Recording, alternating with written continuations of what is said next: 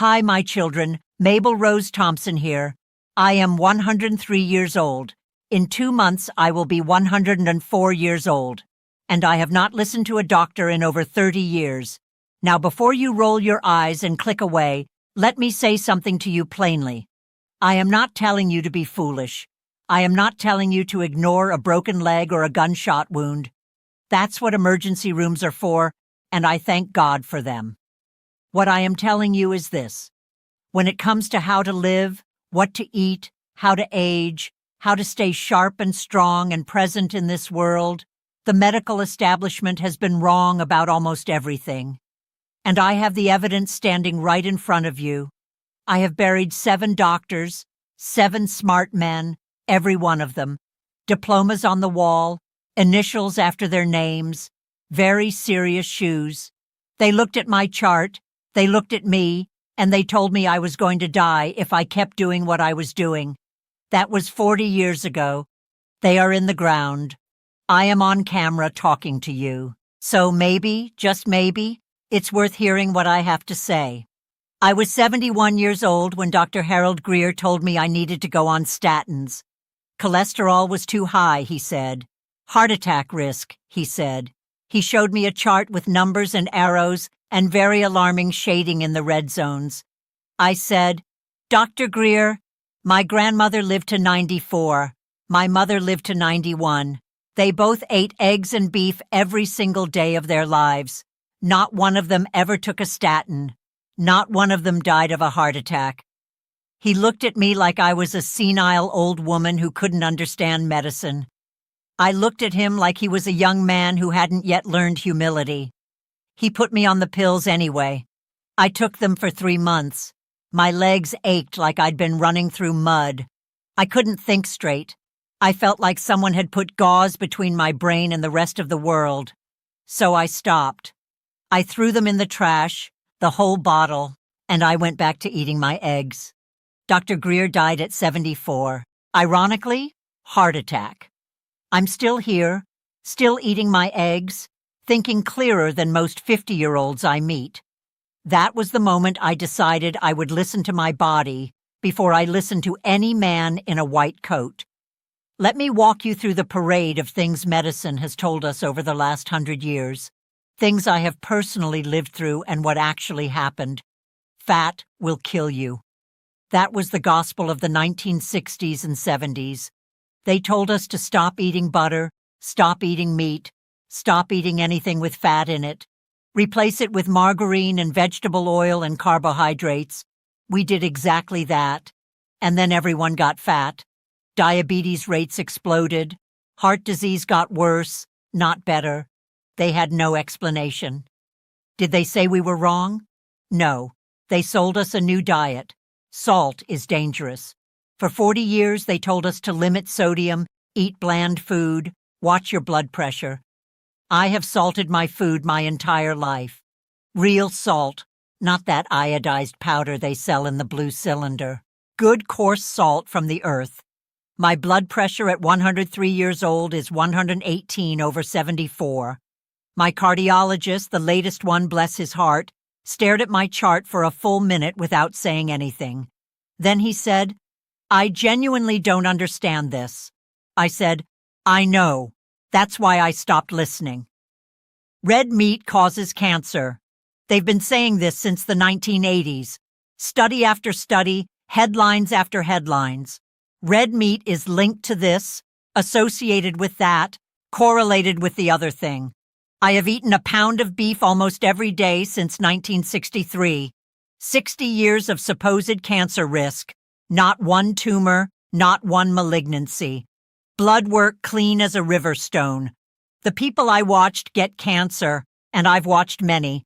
The ones who got it young, the ones who got it hard. They were eating cereal for breakfast and low-fat yogurt for lunch and some kind of processed nutrition bar at 3 in the afternoon. I'm not saying food is the only factor. I am saying that the things they told us to fear were not the enemy. Cholesterol is the enemy. This is the one that started it all. This is the big lie that launched a $1 trillion industry. Your body makes cholesterol. It makes it deliberately. Your brain is 60% fat and runs on cholesterol. Your hormones are made from cholesterol. Every single cell membrane in your body is built from cholesterol. When they told us to lower our cholesterol by any means necessary, what they were really saying without knowing it was, interfere with your body's most fundamental processes. Override the system that kept human beings alive for 200,000 years before anyone had a medical degree. I watched friends go on those medications. I watched their memories go. I watched their muscles waste. I watched some of them shuffle into old age, confused and weak. And the doctors called it normal aging. It was not normal aging. It was what happens when you systematically deprive a human brain of what it needs to function.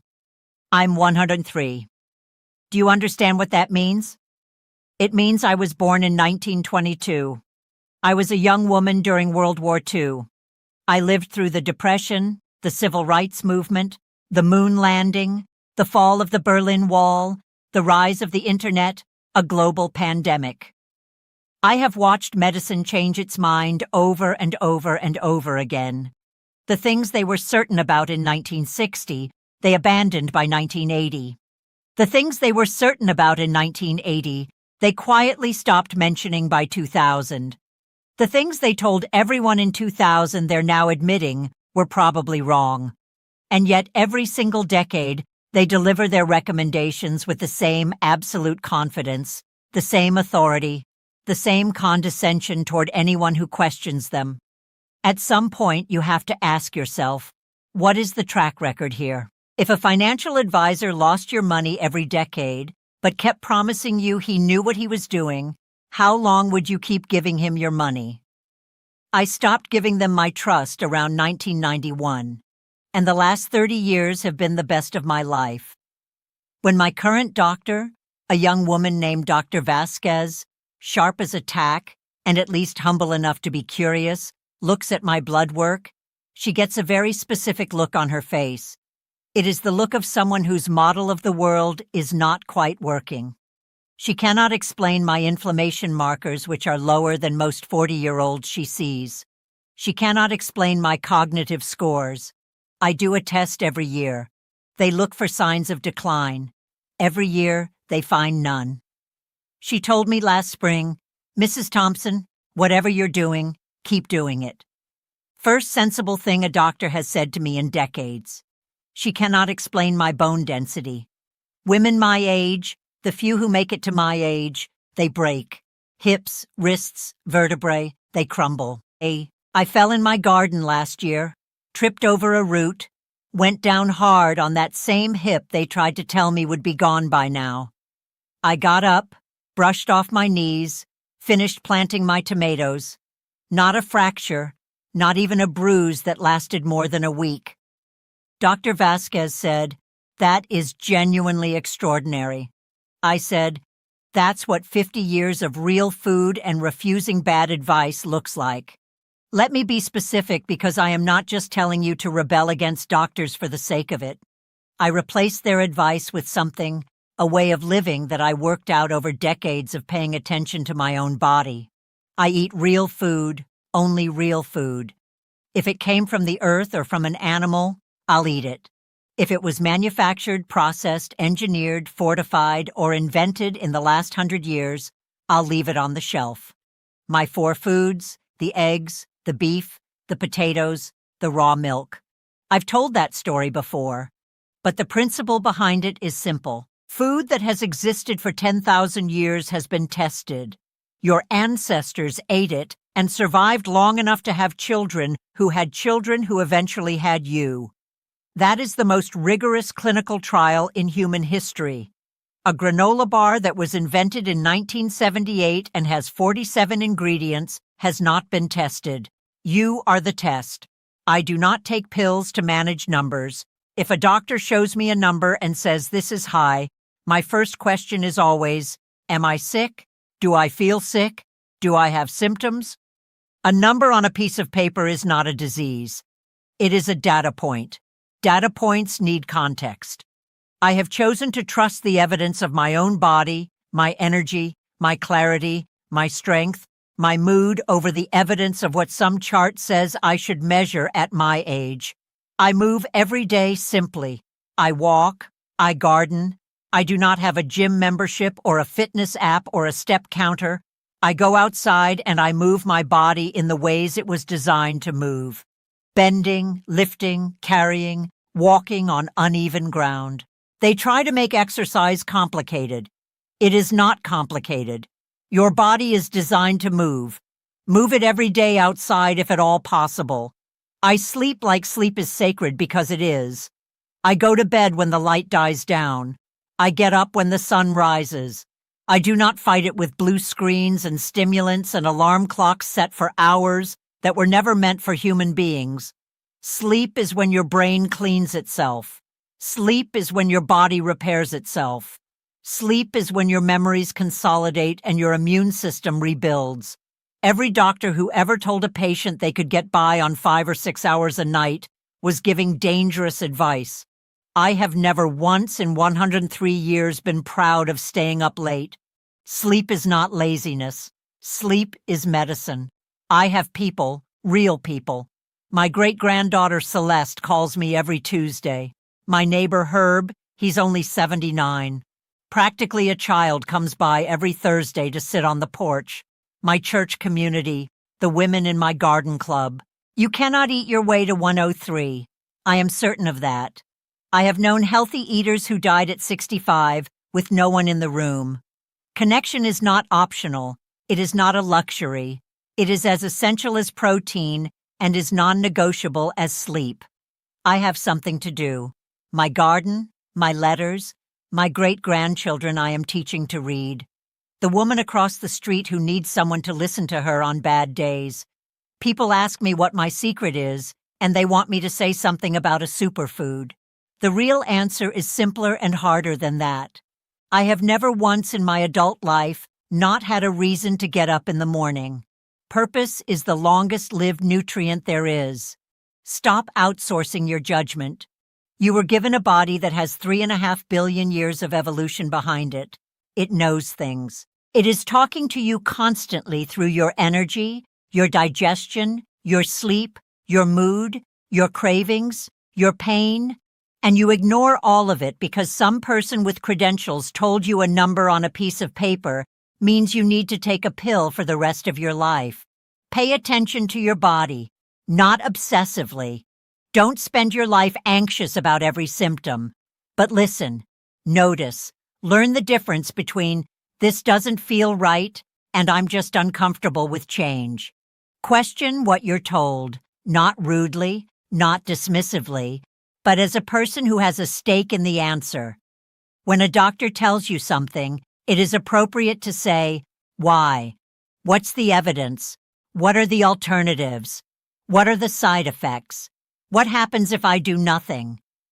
Any doctor worth their degree will welcome those questions.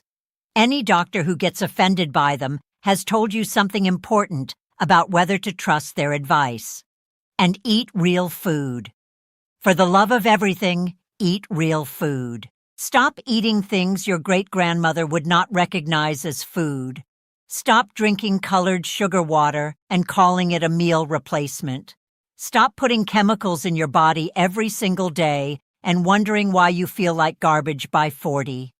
Go back to simple eggs, meat, vegetables from the ground, fruit from trees, milk from cows who ate grass in the sunshine. That is not radical.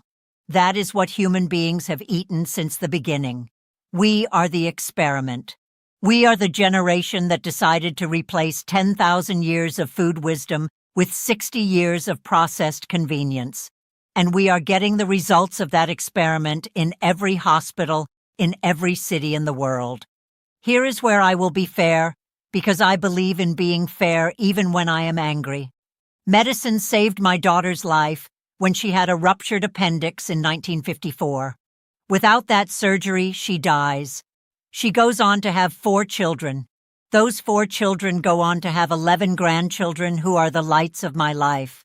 Medicine is extraordinary at crisis intervention. Infections, injuries, emergencies, diagnostics, surgery.